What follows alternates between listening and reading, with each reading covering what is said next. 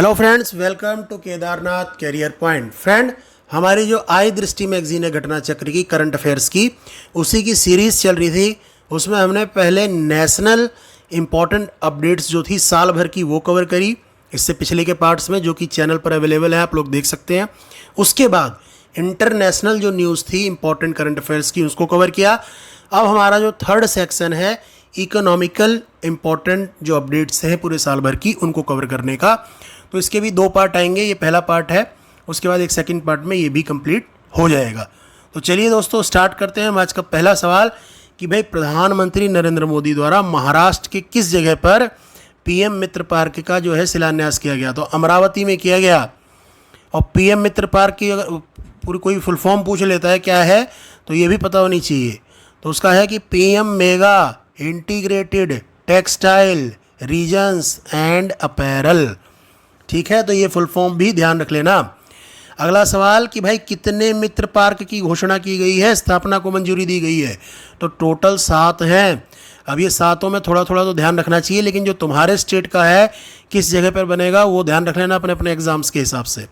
जैसे तमिलनाडु में जो है वो कहाँ, विरुधुनगर में बनेगा, ठीक है। और तेलंगाना में कहाँ, वारंगल में। नवसारी कहाँ पर है, गुजरात में। कलबुर्गी कहाँ है, कर्नाटक में है। धार कहाँ है, मध्य प्रदेश में है। लखनऊ कहाँ है, उत्तर प्रदेश में, यहाँ पे भी बनेगा। अमरावती महाराष्ट्र में बनेगा। तो 7 ये हैं टोटल, ठीक है। अगला सवाल जो है, कहाँ पर चौथी वैश्विक नवीकरणीय, ठीक है, ऊर्जा निवेशक बैठक और एक्सपो जो है री इन्वेस्ट का आयोजन किया गया? गांधीनगर गुजरात में किया गया। इंपॉर्टेंट सवाल था। किस केंद्रीय मंत्रालय द्वारा इसका आयोजन किया गया? तो भाई नवीकरणीय ऊर्जा मंत्रालय द्वारा। अब नवीकरणीय ऊर्जा बैठक है तो कौन करेगा? नवीकरणीय ऊर्जा मंत्रालय ही करेगा ना। और अगला सवाल कि किस मंत्रालय द्वारा विश्वस्य ब्लॉकचेन टेक्नोलॉजी को लॉन्च किया गया?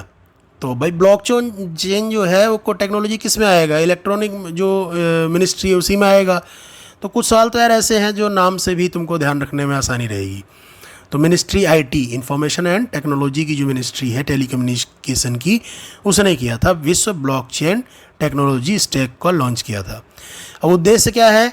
Blockchain is a service provider, service प्रदान करना, बस ये भी सिंपल सा है। 27वां राष्ट्रीय ई गवर्नेंस सम्मेलन, ये ध्यान रखना, ई गवर्नेंस सम्मेलन कहाँ किया गया? मुंबई में आयोजन, ठीक है, 3 से 4 सितंबर 2024 को। और जो है इस सम्मेलन में ई गवर्नेंस की जिला स्तरीय जो पहल थी श्रेणी में गोल्ड अवार्ड किसने जीता? उत्तर प्रदेश ने। अगर स्टेट पूछते हैं तो उत्तर प्रदेश, और उसकी स्कीम पूछ लेते हैं उत्तर प्रदेश की, किसको गोल्ड अवार्ड मिला? तो लैब मित्र को मिला। लैब मित्र ना भाई खबरों में है, कई इससे क्वेश्चन बन रहे हैं इकोनॉमिक्स में, तो ध्यान रखना है इस टॉपिक को। कहाँ पर शुरू की गई थी ये? बहुत जरूरी सवाल, वाराणसी उत्तर प्रदेश से। अगला सवाल कि अंतर्राष्ट्रीय फार्मा एवं स्वास्थ्य सेवा प्रदर्शनी जो है IPHEX, इसका उद्घाटन कहाँ किया गया? कहाँ, किसने किया? तो जितिन प्रसाद जो है केंद्रीय मंत्री ने इनका उद्घाटन किया। अगला सवाल कि जो नाइट फ्रैंक द्वारा प्रकाशित प्राइम ग्लोबल सिटीज इंडेक्स जो है 2024, प्रथम स्थान पर उसमें कौन है? तो भाई मनीला फिलीपींस जो है वो 26% वार्षिक वृद्धि दर के साथ प्रथम स्थान पर है। तो बहुत बढ़िया इसकी ग्रोथ रही इस बार। अगला सवाल कि प्राइम ग्लोबल सिटीज़ इंडेक्स 2024 जो है Q2 में द्वितीय स्थान, ठीक है, कौन सा शहर को मिला है? मुंबई को मिला है भाई, ठीक है, मुंबई को मिला है, ये ध्यान देना। और ये जो सांख्यिकी और कार्यान्वयन मंत्रालय है, इसने किस शीर्षक वाली अपनी पुस्तिका जारी करी है? भाई सांख्यिकी, ministry of statistics and programme implementation वाली ने। तो इसने जो पुस्तिका जारी की है किस शीर्षक से जारी की है? तो भारत में महिलाएं और पुरुष 2023, ठीक है, किसके द्वारा जारी किया गया? सांख्यिकी और कार्यक्रम कार्यान्वयन मंत्रालय द्वारा, ये ध्यान रखना, ministry of programme and implementation. अगला सवाल कि इस पुस्तिका का कौन सा संस्करण था भाई? ये तो 25वां था, ठीक है। अगला सवाल कि इसके अनुसार भारत में वर्ष 2036 तक, ये इंपॉर्टेंट सवाल है यार, जो पॉपुलेशन का सेक्शन होता है एग्ज़ाम्स में उसमें आ सकता है, और जनगणना से रिलेटेड है, तो और लिंगानुपात की चीज़ें तो एग्ज़ाम में पूछी ही जाती हैं, ठीक है। तो कितना होने की उम्मीद है? 2036 तक जो है भारत में लिंगानुपात 952, यानी 1000 पे भी 952 लड़कियाँ ही 2036 तक हो पाएंगी टोटल जो है इंडिया में। तो लिंगानुपात कम ही है। ठीक है, चलिए अगला सवाल, वर्ष 2036 तक भारत की जनसंख्या कितनी होने की उम्मीद है? तो जनसंख्या में तो भाई भारत नंबर 1 ऑलरेडी है। अब देखो कितने झंडे गड़ते हैं। तो 2036 तक भारत की जनसंख्या कितनी हो जाएगी? 152.2 करोड़ के आसपास। अब बताओ। ठीक है, अगला सवाल, किस देश की मेजबानी में प्रथम बिम्स्टेक व्यापार शिखर सम्मेलन जो है उसका आयोजन किया गया? तो भारत। इंडिया से रिलेटेड है तो इम्पोर्टेंट है भाई।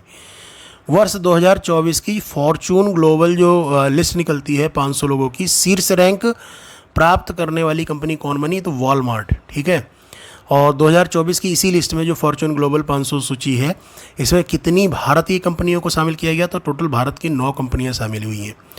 ठीक है, तो भारत भी भाई कम नहीं है, 9 कंपनियां शामिल हैं। अगला सवाल, शीर्ष रैंक वाली भारतीय कंपनी के रूप में किसने अपना दर्जा बरकरार रखा है? तो रिलायंस इंडस्ट्रीज़ लिमिटेड 86वां स्थान था। वो दर्जा जो है इंडिया में टॉप में तो इसने अपना कायम रखा है। ठीक है, तो कौन सा राज्य किसानों से सभी फसलें न्यूनतम समर्थन मूल्य यानी एमएसपी पर खरीदने वाला देश का पहला राज्य बना है? वो है हरियाणा। ठीक है भाई, हरियाणा खबरों में रहा ही था। तो ये स्कीम थी हरियाणा की कि एमएसपी पे सारी जो है फसलें खरीदी गई थी। पहला राज्य बना है, ये ध्यान रखना यार, एग्रीकल्चर से भी रिलेटेड है और हरियाणा वैसे भी खबरों में था। अगला सवाल कि अलौह धातु क्षेत्र नॉन फेरस मेटल सेक्टर के अनंतिम आंकड़ों के अनुसार भारत वर्ष 2024-25 में विश्व के सबसे बड़े एल्यूमिनियम उत्पादकों में, यानी मोटा मोटा ध्यान रखो यार, एल्यूमिनियम उत्पादन में किस स्थान पर है भारत? दूसरे स्थान पर है। ठीक है,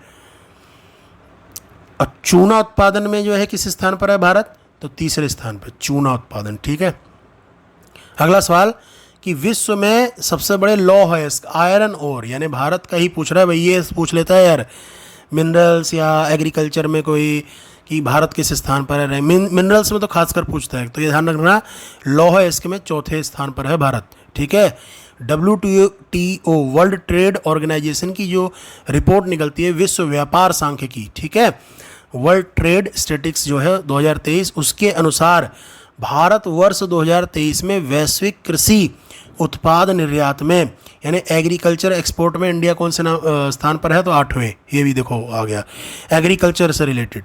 अगला सवाल कि कौन सा राज्य 75 जनपदों में डिजिटल क्रॉप सर्वे के माध्यम से फसल उत्पादन का आकलन करने वाला देश का पहला राज्य बना? तो भाई उत्तर प्रदेश ही है। ठीक है, अगला सवाल कि किस राज्य सरकार ने पहला चावल का एटीएम, ठीक है भाई, अब तक पैसों के एटीएम होते थे, अभी चावल का एटीएम नया कॉन्सेप्ट बना है, तो इसमें से चावल निकलेगा। कहाँ पर ये किया गया है? उड़ीसा में। ठीक है, इसका एटीएम का नाम क्या है? जो 5 मिनट में 50 किलो तक चावल निकाल देगा भाई, कैपेसिटी है इसकी, और 24 घंटे जैसे एटीएम चालू रहता है ऐसे ये भी चालू रहेगा। तो नाम क्या है ये ध्यान रखना, अन्नपूर्ति अनाज एटीएम, अनाज एटीएम ही होगा ना। किस पत्तन पर भारत की पहली एकीकृत कृषि निर्यात सुविधा इंटीग्रेटेड एग्री एक्सपोर्ट फैसिलिटी स्थापित की जाएगी? कौन से पोर्ट पे? जवाहरलाल नेहरू पत्तन, मुंबई में है ये। अगला सवाल कि उत्तर प्रदेश को $1 ट्रिलियन की अर्थव्यवस्था के रूप में रूपांतरित करने के उद्देश्य से किस विधेयक के मसौदे को मंजूरी प्रदान की गई? तो वह है उत्तर प्रदेश नोडल विनिधान रीजन विनिर्माण निर्माण क्षेत्र विधेयक 2024। ठीक है, तो ये इतना छोटा सा नाम जो है वो ध्यान रह जाएगा आप लोगों को। ठीक है, कानून को लागू करने वाला उत्तर प्रदेश देश का कौन सा राज्य बना इस कानून को लागू करने के लिए? तो भाई चौथा बना है। इससे पहले भी 3 लोग ये कानून लागू कर चुके हैं, उसमें पहला गुजरात था, फिर कर्नाटक और राजस्थान, उसके बाद चौथे नंबर पे अब यूपी भी शामिल हो गया है इस कानून को लागू करने वाला। अगला सवाल जो है वो है उत्तर प्रदेश निर्माण क्षेत्र बोर्ड का अध्यक्ष कौन होगा? तो अध्यक्ष भाई मुख्यमंत्री जो है उत्तर प्रदेश के योगी आदित्यनाथ जो हैं फिलहाल वो होंगे इसके अध्यक्ष। ठीक है, और भारतीय रिजर्व बैंक ने किसमें शामिल होने के लिए 4 आसियान देशों के केंद्रीय बैंकों के साथ समझौता किया? तो भाई 4 आसियान देशों के साथ आरबीआई का जो समझौता हुआ है किस प्रोजेक्ट के तहत हुआ? तो प्रोजेक्ट नेक्सस। ठीक है, तो ये हमारा पार्ट 1 खत्म होता है। जो भी हमारी आर्थिकी यानी इकोनॉमिक से रिलेटेड खबरें थी पूरे साल भर की, उनका पार्ट 1 कंप्लीट हो गया है।